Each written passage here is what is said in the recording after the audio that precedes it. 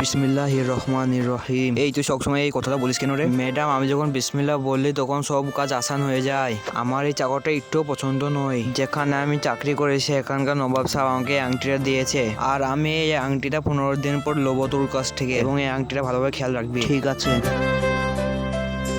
এইটাই সঠিক সময় একে তাড়ানোর জন্য। আমি এই আংটিটা নদীতে ফেলে দেবো। এবার দেখবো তুই কিভাবে কাজে থাকিস। এই নে, এই মাছটা ভালোভাবে রান্না করবি। আজকে নবাব সাহেব আসবে, তাই আমাকে আংটিটা দে। মালিক এখানে রেখেছিলাম, কে নিয়েছে জানি না। যেভাবে হোক আংটিটা আমাকে এনে দে। হে আমার আল্লাহ, এবার এই চাকরিটা তোমার হাতে। বিসমিল্লাহির রহমানির রহিম। আরে এটা কাটছে না কেন? আরে এটা তো সেই আংটিটা মালিক, সেই আংটিটা আমি পেয়ে গিয়েছি।